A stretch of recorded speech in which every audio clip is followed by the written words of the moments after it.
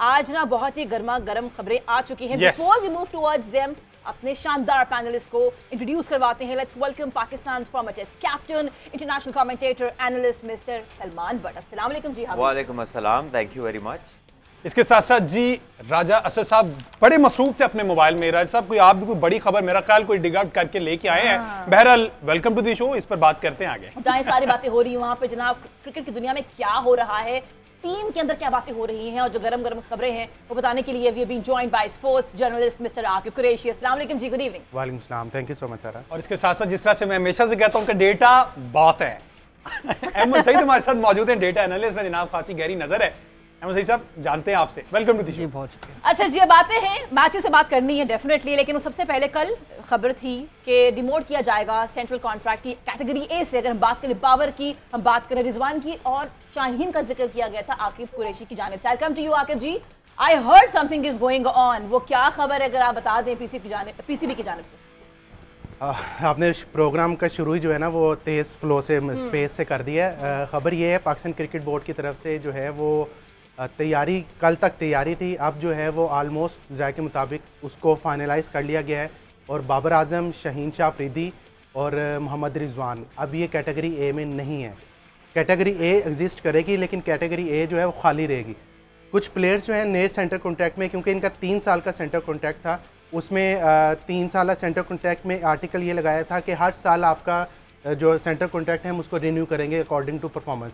अब उसमें एक आर्टिकल ये लगाएंगे कि एक तो आपने डोमेस्टिक खेलना आप पे लाजमी है, दूसरा आपका ये कि इसमें जो कैटेगरी ए को वो खाली कर रहे हैं।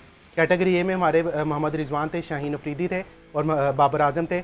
अब वो तीनों को जो है वो निचली कैटेगरी में आएंगे। निचली कैटेगरी में वो कहाँ आएंगे ये भी चीज़ों को फाइनलाइज किया जा रहा है। ताहम जो सिलेक्शन कमेटी है उसमें जो हमारे एक डाटा एनालिस्ट हैं उनकी इन्वॉल्वमेंट ज़्यादा है मेरे सोर्सेज के मुताबिक, और उनकी involvement direct Pakistan cricket board के चेयरमैन मोहसिन नकवी के साथ है। अच्छा। और वो इसी चीज़ को जो नया सेंटर कॉन्ट्रैक्ट है उसको रीशेप कर रहे हैं कि किस प्लेयर्स को कितने पैसे देने हैं, किसको कितने देने हैं। उसके साथ इमाद वसीम उनका भी सेंटर कॉन्ट्रैक्ट ख़त्म कर रहे हैं, आज़म खान का सेंटर कॉन्ट्रैक्ट ख़त्म कर रहे हैं। 8 प्लेयर्स ऐसे हैं जिनको सेंटर कॉन्ट्रैक्ट से टोटली बाहर कर रहे हैं, और उसमें ये नाम भी हैं जो टोटल नहीं खेल सके या इंजरी की वजह से नहीं खेल सके या किसी भी वजह से आपके प्लेइंग 11 में नहीं आ सके, लाइक शाहनवाज धानी जो आपके कैटेगरी डी में थे, फहीम अशरफ कैटेगरी डी में थे। तो कुछ 8 लड़कों को बाहर लेके आ रहे हैं। और जो अच्छी बात ये है, जो मतलब मुझे तो अच्छी लगती है, बाकी सलमान भाई बाकी सारे बताएंगे, डोमेस्टिक के परफॉर्मर्स को लाइक साहबजादा, फरहान, सलमान अली आगा तो पहले ही हैं, कुछ और जो डोमेस्टिक के प्लेयर्स हैं उनको सेंटर कॉन्ट्रैक्ट में इन्वॉल्व कर रहे हैं। तो जो डोमेस्टिक के परफॉर्मेंस को इज्जत देने का नारा था वो मेरा ख्याल है कहीं ना कहीं अब उस पर काम चलना शुरू हो गया है, लेकिन एक बदतरीन शिकस्त के बाद, जो कि बहुत पहले हो जाना चाहिए था। 3 लड़के अब नीचे आ गए हैं जो 65 लाख रुपये, जिस नाम पहले भी बताते हैं 65 लाख रुपये उनकी तनख्वाहें थी। अब वो जब नीचे आएंगे तो ऑटोमेटिकली उनकी तनख्वाह भी कम हो जाएगी। कैटेगरी बी में आते हैं, सी में आते हैं, ये अभी ऑफिशियल अनाउंस होना है। सोर्सेज के मुताबिक अगले हफ्ते chairman PCB Mohsin Naqvi press conference करेंगे लाहौर में, और उसमें वो तमाम नए सेंटर कॉन्ट्रैक्ट में जो जो चेंजेस हैं उसके हवाले से जो है फैंस को बताएंगे। और सिलेक्शन कमेटी को भी थोड़ा सा मेरा ख्याल है रद्दोबदल करने का उन्होंने तैयारी कर ली है कि 3 से 4 लड़कों पे बंदों पे डिपेंड करेगी। लेकिन अभी जो सारी सेंटर कॉन्ट्रैक्ट की तैयारी है वो ऑलमोस्ट फाइनल है। अब मोहसिन नकवी साहब को जब टाइम मिलेगा वो पीसीबी अपने हेडक्वार्टर आएंगे, आके मीटिंग करेंगे अपनी सिलेक्शन कमेटी के साथ, जो उसमें सिलेक्शन कमेटी में ज़्यादा परसेंटेज बिलाल अफजल जो कि डाटा एनालिस्ट हैं सिलेक्शन कमेटी में, वो उनको रिपोर्ट पेश करेंगे with the consultation of Gary Kristen and also with Jason Gillespie. क्योंकि इसमें पहले हम ये देख रहे थे कि हेड कोच गैरी क्रिस्टन, तो अब उन्होंने हेड कोच का नाम लिया है, हेड कोच हमारे जेसन गिलेस्पी भी हैं। अच्छा। तो जो रेड बॉल क्रिकेट की परफॉर्मेंसेस हैं वो जेसन गिलेस्पी से पूछी जाएंगी, इन्वॉल्विंग शान मसूद, ठीक है, वो रेड बॉल के कप्तान है। उसकी बेस पे तमाम तैयारी जो है ऑलमोस्ट कंप्लीट कर ली गई है। वो रिपोर्ट पेश की जाएगी चेयरमैन पीसीबी को, जो अगले हफ्ते जो है। बहरहाल जी, वजीर रहने का ये फायदा हुआ कि रीशेप अच्छा कर लेंगे। सलमान भट्ट साहब, व्हाट्स गोइंग ऑन, आपने ये सारी कहानी सुनी, ऐसा कभी पहले आपने माजी में देखा कि इतनी उखाड़ पिछाड़ इस तरह से करना और ए जो कैटेगरी उसको बिल्कुल खत्म कर देना, क्या चल रहा है? आई थिंक ये डेस्परेट मेजर्स हैं और once again it is only happening जहाँ पर इसकी सुनवाई और दिखवाई ज़्यादा होगी। जो रियल आपको मेजर्स रिक्वायर्ड हैं उस तरफ तो अभी कोई बातचीत ही नहीं हुई। उस तरफ तो अभी कोई, इसमें एक ही अच्छी बात लगी है कि सेंट्रल कॉन्ट्रैक्ट में डोमेस्टिक परफॉर्मर्स को शामिल कर रहे हैं, जो कि पहले ही कर लेना चाहिए था। वो किसने नहीं किया, वो तो प्लेयरों का कसूर तो नहीं है, वो तो जिसने बनाया है वो बंदा किधर है जिसने उनको शामिल नहीं किया। और आज आप कर रहे हैं तो वो इन प्लेयरों की परफॉर्मेंस की वजह से नहीं, वो तो अपनी परफॉर्मेंस की वजह से उनको होना चाहिए था। और जिसने नहीं किया उस बंदे का क्या करना पीसीबी ने, ज़रा वो भी बता दें कि पहले वालों ने क्यों नहीं उनको शामिल किया था। दूसरी बात यह है कि जब आप रिपरकशंस पे जाते हैं ना तो you have to be relevant. मैं आपको एक बात बताऊं, ये सेंट्रल कॉन्ट्रैक्ट की जितनी बाइंडिंग है ना, कई लोगों को तो नहीं मिलेगा, वो खुश होंगे। अच्छा, वो तो आज़ाद हो जाएंगे, लीग क्रिकेट खेलेंगे, ठीक है।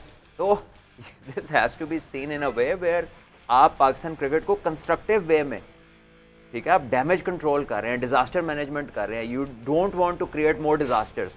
तो ये जब आएगी चीज़, जैसे इन्होंने कहा कि उस पर बिलाल काम कर रहे हैं, चेयरमैन साहब की अंडर सुपरविजन कर रहे हैं, और जाहिर है उसमें और भी लोग मशवरा दे रहे होंगे। तो वंस वो डॉक्यूमेंट प्रिपेयर हो जाएगा, उसकी अनाउंसमेंट आ जाएगी, फिर हम उसको एनालाइज कर सकते हैं कि एक्चुअली इसके इफेक्ट्स क्या हो सकते हैं, पॉसिबल इफेक्ट्स, या इन्होंने इसके पीछे क्या सोचा है। एट द मोमेंट रोज नई खबर आ रही, ये एक फ़ोन उठाते हैं 4 खबरें इन्हें मिल जाती हैं, कुछ कल की होती हैं, कुछ डिनाई होती हैं, कुछ नई ऐड हो जाती हैं। So it is like a desperate, you know, कोई आग लग गई है और जंगल में एक बंदा उधर जा रहा है, किधर आ रहा है जी, बड़ी बुझाने की कोशिश कर रहे हैं। तो let's see where it goes. मुझे ये भी बताएगा जो सेंट्रल कॉन्ट्रैक्ट में होता है उसको एनओसी की जरूरत नहीं होती, फिर ये भी लेना पड़ता है। अच्छा, फिर ये बाउंडिंग्स हैं। देखें, एनओसी की जरूरत होती है ना, पर वो तो एक क्रिकेट बोर्ड ने बना दी ना, उसकी लीगल स्टैंडिंग तो कोई नहीं होती, क्योंकि आपका एक बंदा एम्प्लॉय ही नहीं है।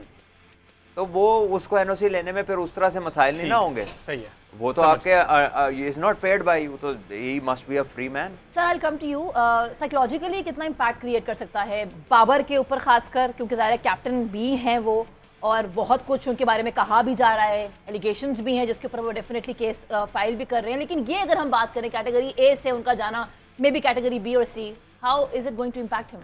देखिए, कंसिस्टेंसी बड़ी ज़रूरी है हर चीज़ में, और ये जो प्लेयर्स हैं, एक बात तयशुदा है कि जो ये जो प्लेयर्स हैं, ये जो क्रिकेट है, इसकी वजह से क्रिकेट बोर्ड है, और जो अर्निंग है वो प्लेयर्स की वजह से है।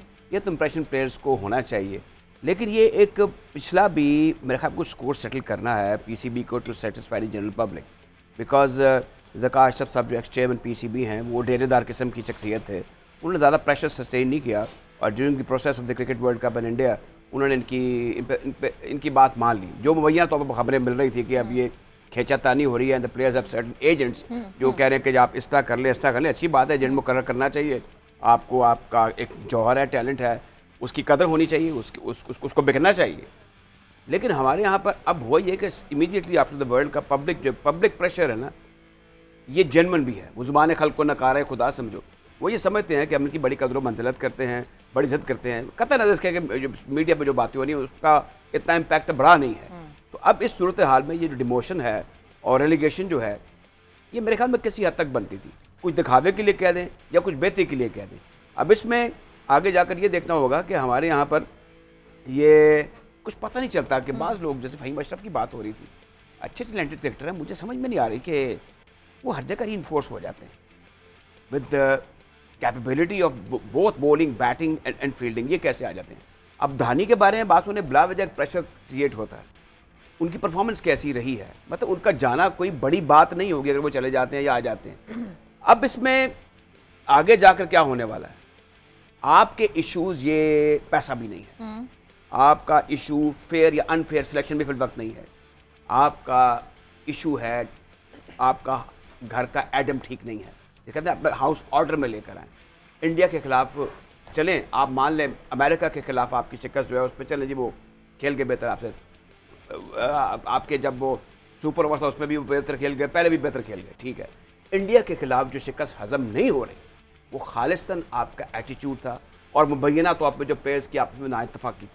अब इन सारी चीज़ों का सलूशन ये है कि इनका हुक्का पानी बंद किया जाए, या इनको ऐसे कि ये जो टेम्पररी अरेंजमेंट अब होने वाले नहीं है, ना इससे क्रिकेट बेहतर होने वाली है कि आप एक चीज़ पर रश करें कि अब इनको हमने सीधा करना है, सीधा ये होंगे नहीं, आप ऐसे इकदाम करने एक सिस्टम ले आए, ये सिस्टम ऐसे चलेगा। क्यों न्यूजीलैंड और ऑस्ट्रेलिया के क्रिकेट बोर्ड पे कभी हमने नाम भी नहीं सुना उनके चेयरमैन के, या कभी इन फाइटिंग भी हमने उनकी आपस में सुनी, इसलिए कि वहाँ पर लोगों को उन इदारों पर एतमाद है। यहाँ पर सबसे बड़ी बात जो इशू है वो प्लेयर्स पर भी और उससे बढ़कर भी इदारे पर लोगों का एतमाद खत्म हो गया कि ये जो हैं ये फाउल प्ले कर रहे हैं, ये रूटीन के मामला भी सही तरीके से नहीं चला रहे। अब इसमें सब नजरें उठ जाती हैं चेयरमैन क्रिकेट बोर्ड के ऊपर, जो नहीं उठनी चाहिए। लेकिन ट्रेडिशनली हमारे यहाँ पे जो कुव्वत का सरचश्मा है और जो भी फैसला साजी है, चपरासी भर्ती करना है या कप्तान अपॉइंट करना है, वो चेयरमैन की जिम्मेदारी है। ठीक है।